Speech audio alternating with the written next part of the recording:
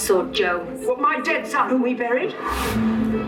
Most of my books revolve around a disappearance rather than a murder. Murder's final, but with a disappearance, there's still hope. And hope can be the most wonderful thing in the world, or it can crush your heart like an eggshell.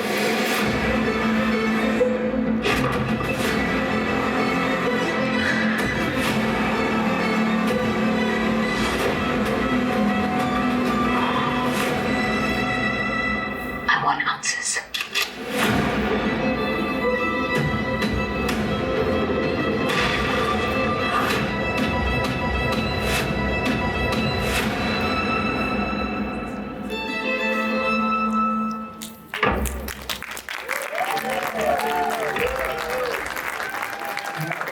The man who needs no introduction, especially after that clip, the king of suspense himself. Ladies and gentlemen, please welcome Harlan Coben.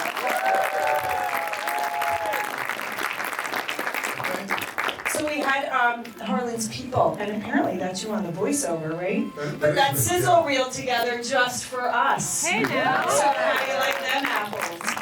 So thank you to your staff, and thank you for doing the voiceover. I was like, oh, that's actually Harlan speaking on that.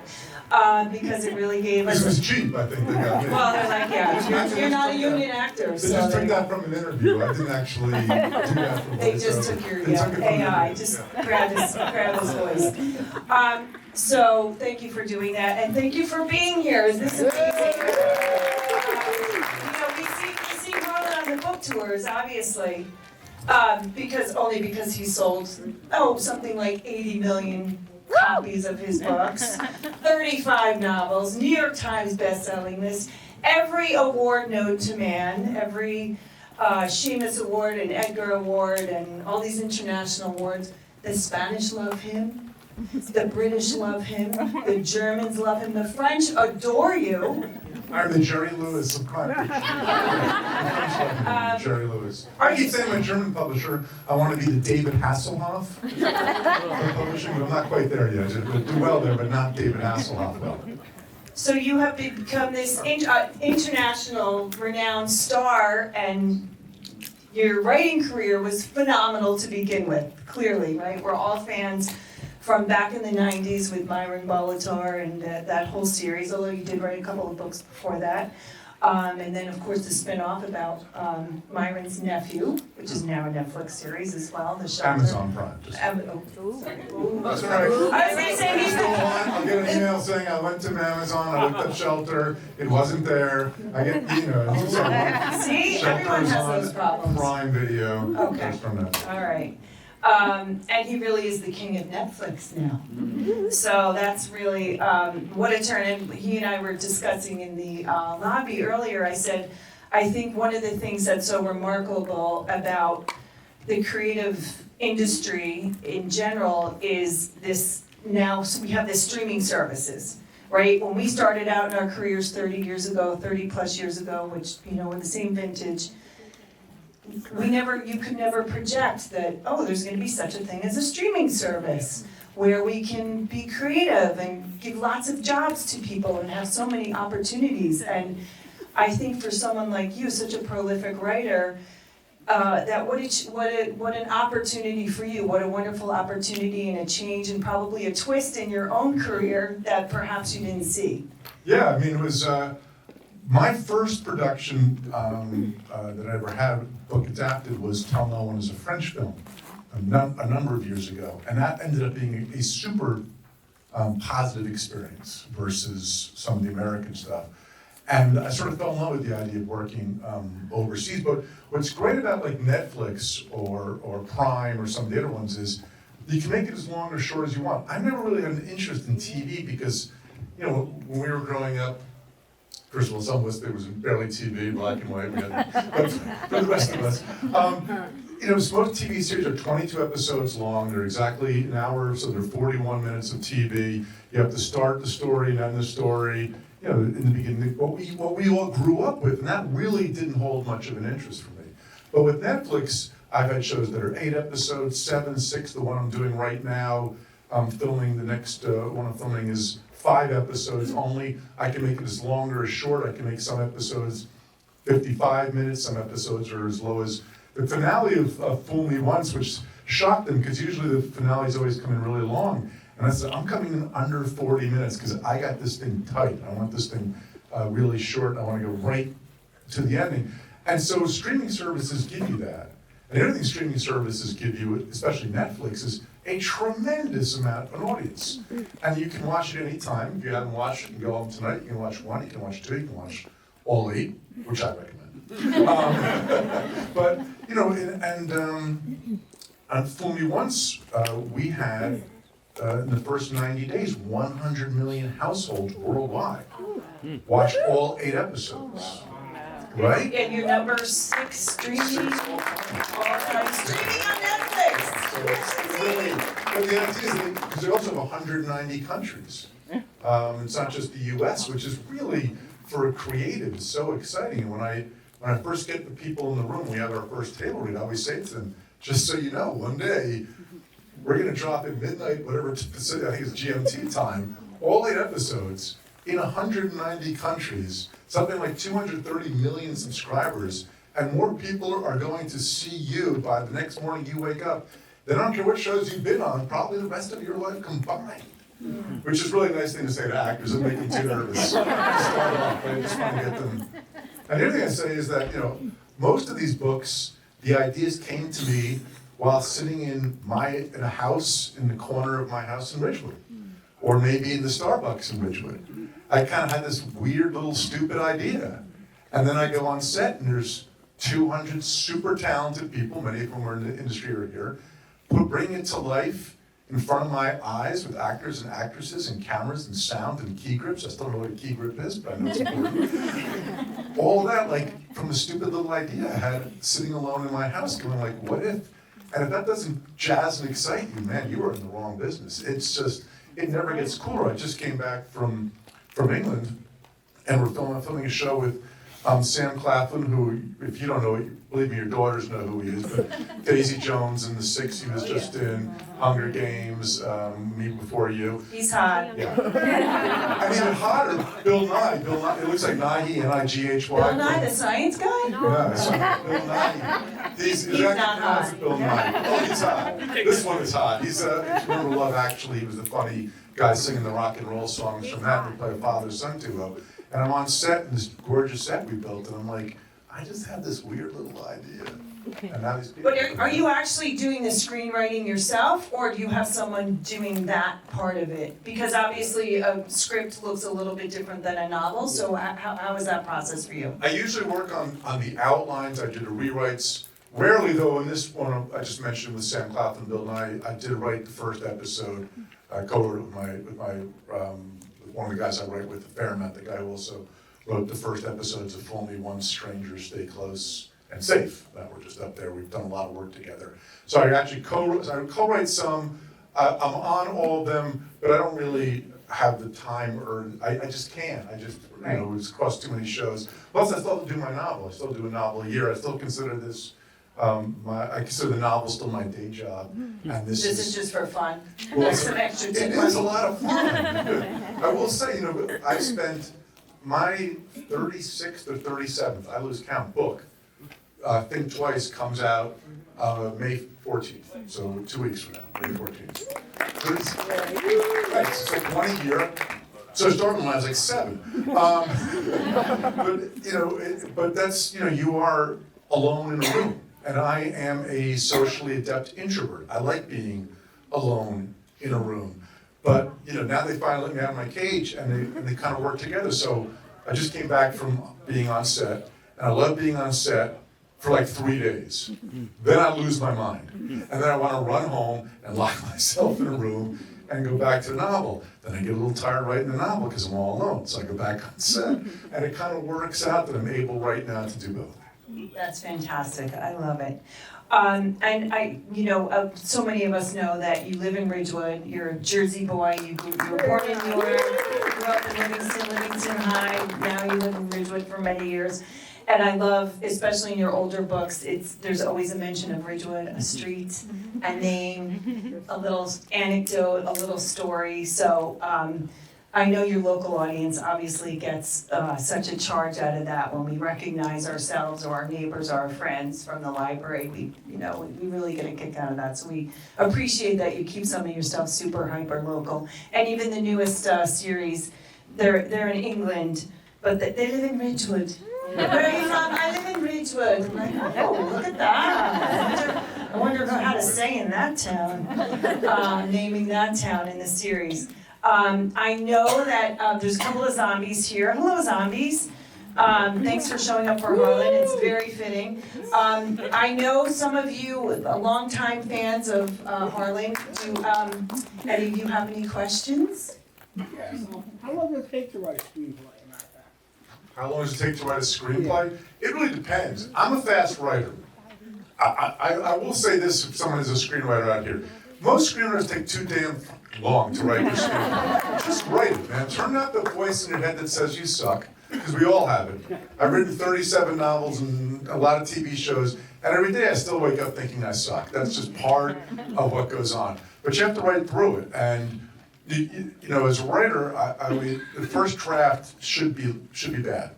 A famous writer named Anne Lamott wrote a great book on writing. If you're ever interested in writing, a book on writing, it's called Bird by Bird. It's also very funny, and she calls it the shitty first draft. Am I allowed to say that? No. So the idea is you just get it down. Just get it down. I try to write and like, don't worry if it sucks. Don't worry. Turn up that voice because you can always rewrite it.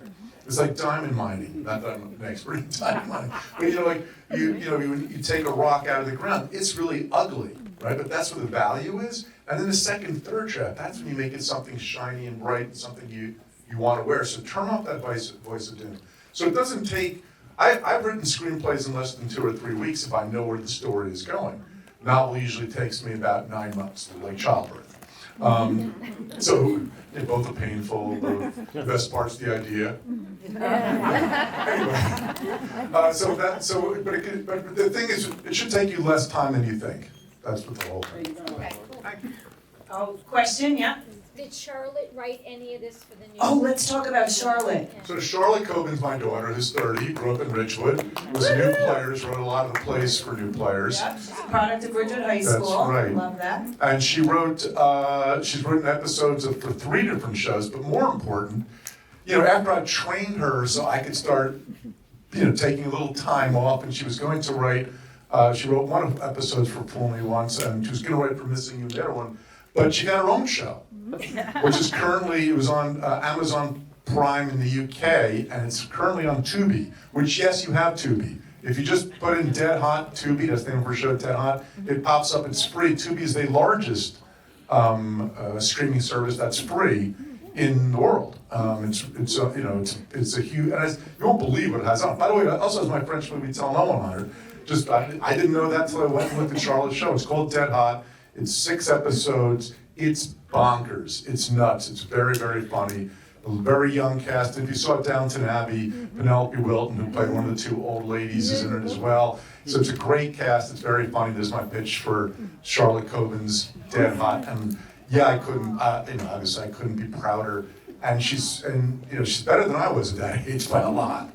So, but a lot of it was growing up, I think, growing up with me, learning to write that way. And really, she had the initiative, something like this, you have student films going on here, right? That's how she sort of started too. She did student films, and she's wrote a lot of plays, and a lot of them weren't very good, and then they get better and better. Writing is one of the few activities where quantity will inevitably make quality.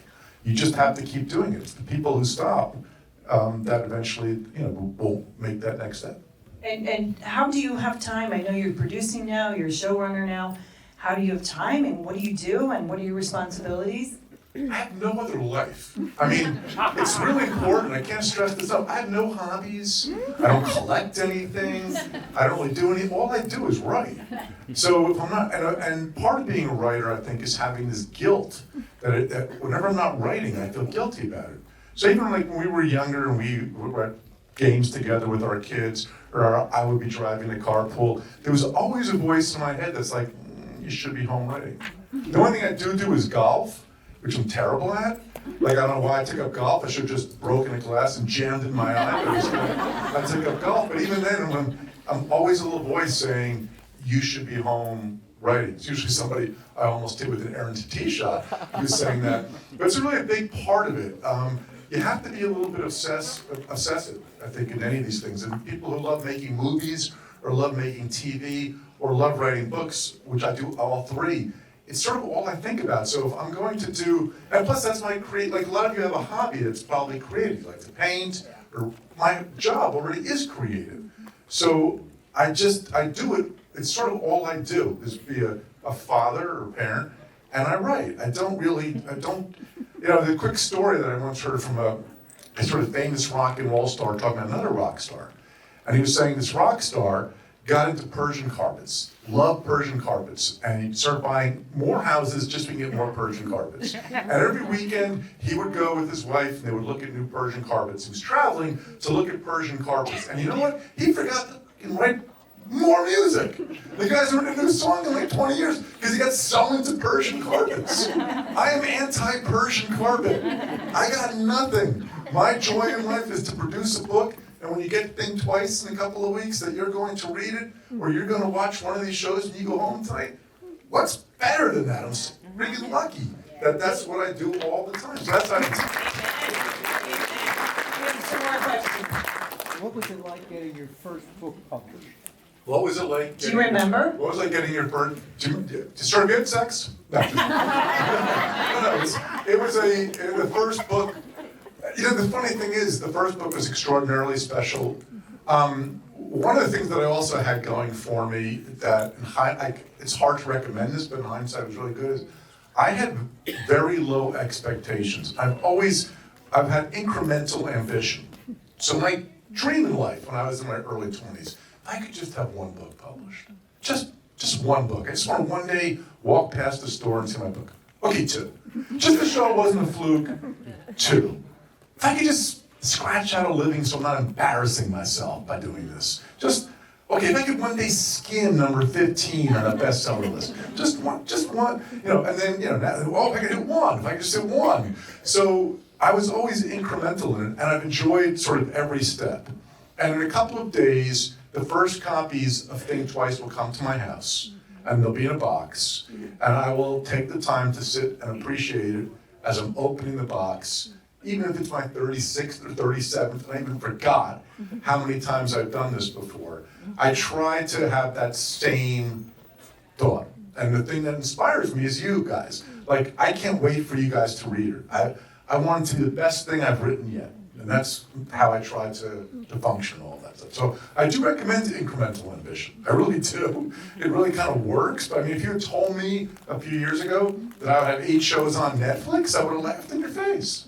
But man plans, God laughs. Fantastic. We have our sports person. Well, I have a writing question and a sports question for you. Writing question, I've heard that you write the ending first when you set out to write. I know the ending before I start. You do. I don't write the ending. I know when I write a book, I know the beginning and the ending. Okay. So like if you watched Fool Me Once, for example, just to pick one out, I knew the setup and the hook with the nanny cam. That was my first idea. And I knew, despite it was a strange ending, I almost like, okay, that's set up. And the story is her husband's murdered. She has a young daughter, so she gets a nanny cam. One day she looks at the nanny cam, and her dead husband's playing with her daughter. That's the hook, okay? And then I spend 2 or 3 months, well, how the hell can that be? I come up with the ending, so I have the beginning and the ending, and then I start to write like that way. reverse engineering in a way, or not really? I mean, I just have to know the ending. I don't know how I'll get there. Yeah. I don't know who's going to reveal it. So I knew what had happened and how it was going to end, Right. but I knew very little in the middle. Okay, the sports question, if I may. What would Myron think of NIL and the transfer portal? I think he'd be okay with it. Okay. Right now, I'm more interested in our Knicks and Rangers, which are both undefeated right now. So it's been a real thrill. Thank you very much. That Knicks game, that's the best. I think it's the best Knicks victory since Larry Johnson's 4-pointer, and maybe even better than that. So I love this Knicks team, but I'm more of a Rangers fan. Anyway. Barbara McCooe. You're too young to have written all those books. How old were you when your first book was published? 28. How much? 28. Question was, how old was he when his first book was written? 28. But I should point out, this is important also for people who are trying to start out in this business. I wasn't an immediate New York Times bestseller. My first New York Times bestseller was my 10th novel. It was 10 novels. Wow. So I was growing, and it was very much like this, a very steady, slow growth. And then I wrote a book called Tell No One, and my whole life changed. It was the breakout. You always need that breakout book as a novelist. But, part of it was patience, and part of it back then was a lot of my writer friends who are doing well now. We didn't hit it big right away. Lee Child, who's a close friend of mine, Michael Conley, people that you probably read, Sue Crafton when she was alive and well. Very few hit it big on their first book and were able to maintain a career. Because a lot of times if you hit it big too early, it messes with your head. So, be patient with yourself. Today, in today's world, I have people who will write me emails saying, I've self-published 2 books. Why aren't I selling like you and James Patterson? It's just not going to happen yet. Be patient. And as soon as you start, finish the first book, move on to the second or the third while it's being published. Don't wait, don't hang around, don't applaud yourself. Get on the next one. I had a second question. I used to see you writing at Starbucks on Ridgewood Avenue. Do you still ever write there? Do I write I haven't been to Starbucks in a long time. Maybe I'll do it for old school. They miss you. I would change up, back in those days, no one knew who I was, so I could sit there all day, no one would bother. Not that it really bothers me. I don't mind if people come up and say hi. It's the people who are kind of staring at me but don't want me to know. So I'm waiting. I'm looking over. Just come over and say hi so I can get back to work. So I move around a lot now, more often. And since COVID, I haven't Good characters. He's cryptic. He's a mystery. That's right. Right? Are we out of time? One more. One more question. Yes, in the back. First of all, I love all the Netflix shows. I've Thank only you. read one of your books, but I loved it. Thank you. Tell No One. Thank you. What's your favorite book to Netflix show that your favorite? Oh God, I'm the worst person to ask. I think my favorite is The Innocent, which is in Spanish. It's dark though and violent. That's the one thing I'll say. It was a little more graphic. The guy went to places, the director, that I would not have gone. But Is every that day on it's TV? changing. Where can we It's on watch Netflix. that? It's on Netflix. If you put Harlan Coben in your search engine, there's 8 shows, 4 in English, 2 in Polish, 1 Spanish, 1 French. The only one I don't really like is the French one, frankly. We filmed it during COVID. They screwed up the ending and didn't work. But it's still okay. But it's my least favorite. And I'm always the worst person to ask. I think Fool Me Once by far was the biggest one, the one that just came out in January. So most people, I guess, would say that. But I like The Innocent. It's a little slower paced. You got to get into it a little bit more. But I like that one. Well, before you leave, I know people still have questions. We're under such a tight time frame because it is a film fest and we're showing some more films tonight. We have a small token of our appreciation and a gift for you.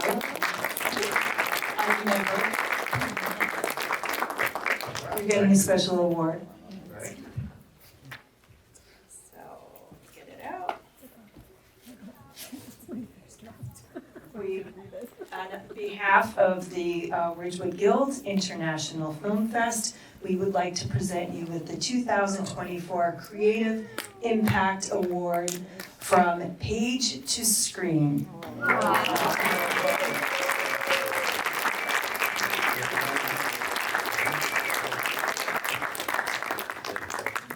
So, thank you so much. So the takeaways, incremental ambition and stay away from Persian carpets.